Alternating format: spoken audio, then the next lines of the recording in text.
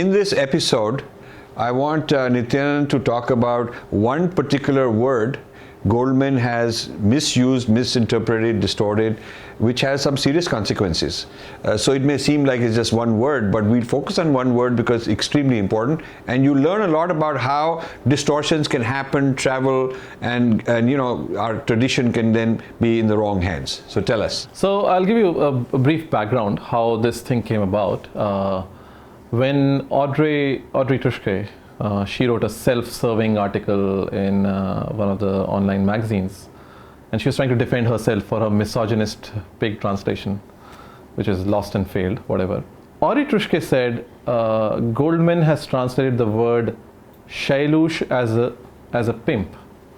In the Ramayana, when Sita is speaking to Rama and she says, "You're going to the forest. You want to give me to others and." Like a pimp. That's what Goldman translated it as. And Audrey Truschke, rather than saying what she thinks of the translation, she just said it shows that stilted English is not the only way to translate. We can use colloquial expressions, and it's a zestly expression. So I said, wait a minute. Let's just see whether Shailush can be translated as a pimp and Shailushi as a prostitute. Or is there a difference? So, where does the word occur? The verse in question is in the Ayodhya Kanda. The chapter is number 30 in the traditional edition and number 27 in the critical edition. And it's the 8th verse. And there Sita is trying to, she's talking out of love. That's how the chapter begins. And out of man also, out of pride, so love and pride together. And she's saying that Rama leaving him in the palace, or saying that you can take shelter with one of my brothers, is not right for Rama to do that. That's what Sita is saying. So the verse goes, Swayam tubharyam kaumarim chiram adhyushitam satim shailusha ivamam Rama parebhyo datumicchasi. And I'll give a rough translation. The rough translation I'll read from the Gita Press translation. First in Hindi, Sita says, Shri Ram, जिसका कुमारावस्था में ही आपके साथ विवाह हुआ है और जो चिरकाल तक आपके साथ रह चुकी है, उसी मुझ अपनी सती साध्वी पत्नी को आप औरत की कमाई खाने वाले नट की भांति दूसरों के हाथों में सौंपना चाहते हैं. And the English translation, also from Gita Press, is, how do you, like a man who lives by his wife, intend to deliver to others of your own will, me, your chaste wife, who was married to you before puberty and has lived with you for a long time, O Rama? There's no prostitute there. There is no sense of prostitution in either the Gita Press Hindi translation or the Gita Press English translation. Let's look at what Griffith's poetic translation reads. Like some low actor, deemst thou fit thy wife to others to commit, thine own espoused in maiden youth, thy wife so long unblamed for truth. Again, Griffiths doesn't see any sense of prostitution there.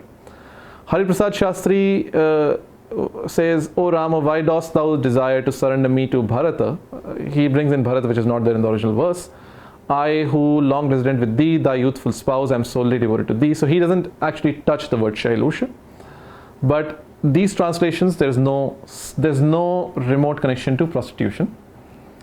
Now, what does Goldman say? So Goldman, in this article, because the Ayodhya Kand is translated by Sheldon Pollock in the series edited by Goldman.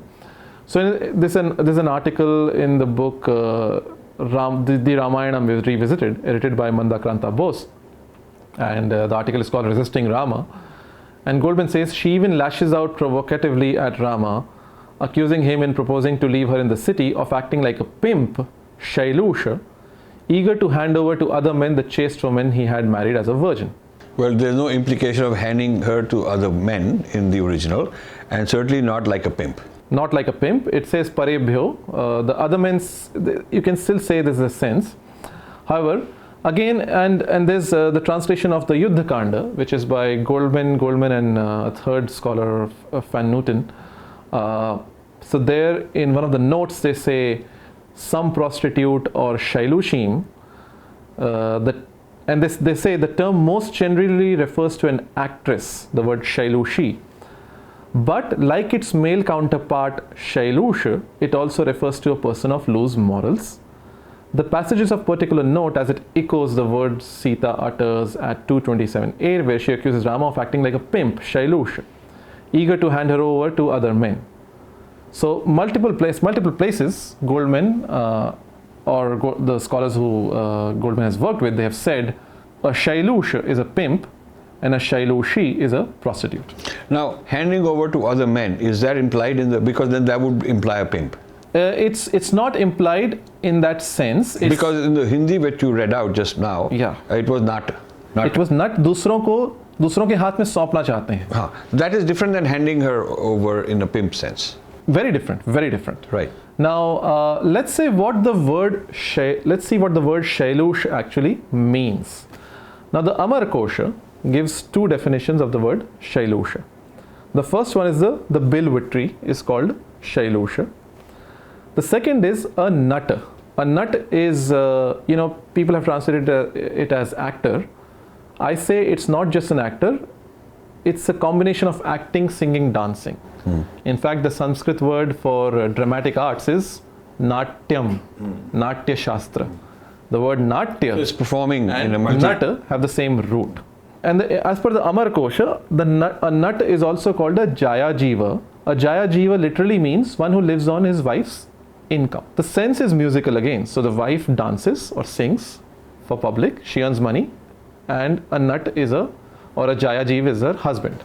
So it refers to a community of performing artists who dance, who sing for the public and earn money, who dance at public places or who dance at somebody's residence. Now, all these synonyms, there are 6 synonyms of nut in Amarkosha, and Shailush and Jayajiv are both synonyms of nut. Now, there are 2 more meanings which are cited in Vachaspatyam. One is a rogue, and the 4th one is again musical, one who keeps track of the beats, a beat master, you can say, a band master, you can say, somebody who counts beats, Tala Dharaka. So again, a musical performance is the context there. The word Shailush does not mean a pimp. The word Shailushi does not mean a prostitute.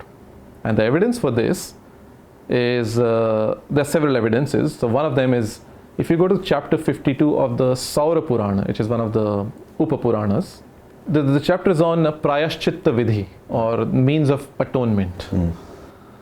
And there are different atonements mentioned for a man who has had coitus with a Veshya, which is the word for a prostitute, correct, and a Shailushiki, which is another word for Shailushi. So the Sanskrit has words for a prostitute. Sanskrit has word Veshya for a prostitute. There's another word called Ganika for a prostitute. In Sanskrit, the word Shailushi is not used in the sense of a prostitute. And this is evident from this section of Saura Purana. Another evidence is Shailushi means wife of a Shailusha. Shailushasya stri iti Shailushi. Shailush and Shailushi are husband and wife. A pimp and prostitute may not be. Right. In many cases they are not. Right. A Shailush earns or used to earn from a Shailushi's dancing performance or stage performance or musical performance. Which is different than... Which is very different from prostitution. Right. So one cannot trivialize and conflate these things and just, Because, this trivializing and kind of turning Indian dancers, especially temple dancers, into prostitutes has been a long agenda. Shailush is actually a very old word. It is mentioned in the Samhita of the Shukla Yajurveda, chapter 30, verse 6, and the mantra is Nrityaya Sutam Gitaya Shailusham.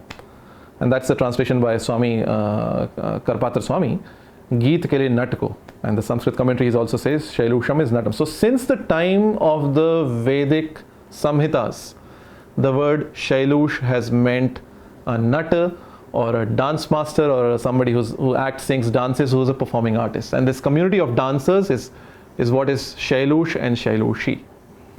Now, we understand the term Jaya Jiva, which is one of the synonyms of Shailusha as per the Amarkosha, and which is what the Sanskrit commentaries gloss the word Shailush as in the Ramayana verse. Now, Jaya Jiva literally means somebody who lives by the earnings of his wife. The prostitution is not there in the meaning. And this is made crystal clear by the two great dictionaries, Shabda Kalpadruma and Vachaspatyam. So, Shabda Kalpadruma explains, Jayaya tan nartana vritya jivati iti Jaya Jiva. A Jaya Jiva is somebody who lives by the earnings from the dance of his wife. And similarly, Vachaspatyam says, Jayaya Sangeet Nartanadina Jivanadasya.